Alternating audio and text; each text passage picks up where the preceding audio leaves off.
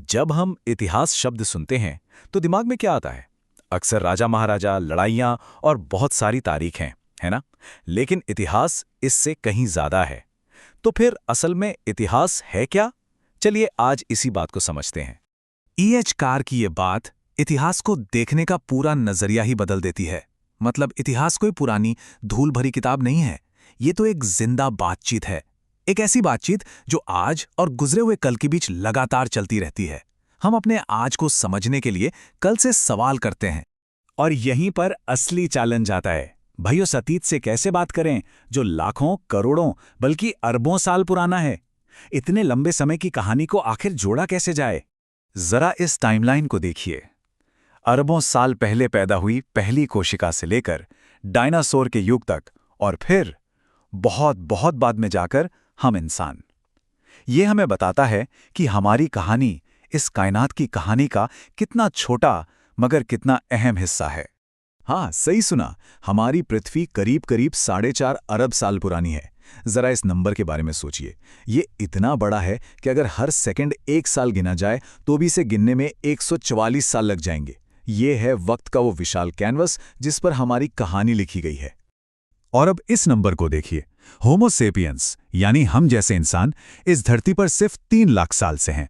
अगर पृथ्वी के पूरे इतिहास को एक 24 घंटे का दिन मान लें तो हम आधी रात होने से बस कुछ सेकंड पहले ही आए हैं। तो जाहिर है इतने बड़े पजल को कोई एक अकेला इंसान तो नहीं सुलझा सकता। इसके लिए तो अलग अलग एक्सपर्ट्स की एक पूरी टीम लगती है जो अपने अपने तरीके से सुराग खोजते हैं।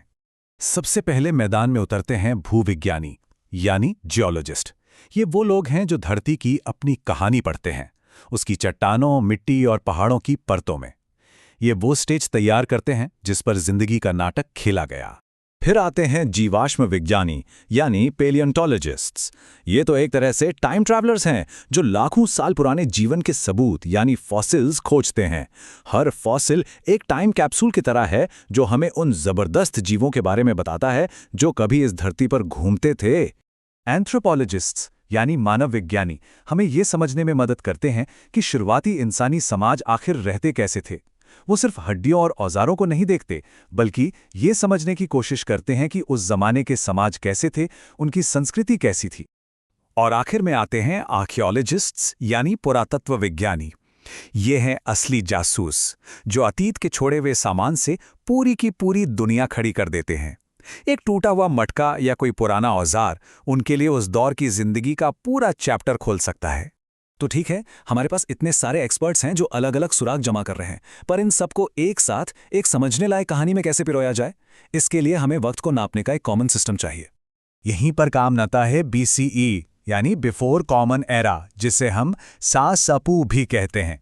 इसको ऐसे समझिए कि ये जीरो से पीछे की तरफ एक उल्टी गिनती है।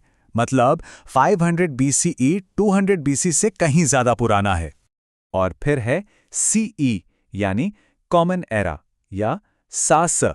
ये तो सीधा है, साल 1 से शुरू होकर आगे की तरफ बढ़ता है, जैसे 1947 या फिर आज का साल 2026। यहां देखिए, ये कितना आसान हो जाता है।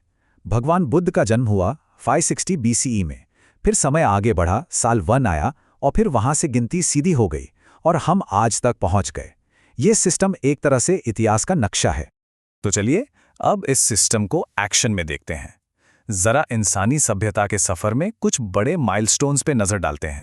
करीब 12,000 BCE में आखिरी आइस एज खत्म हुआ।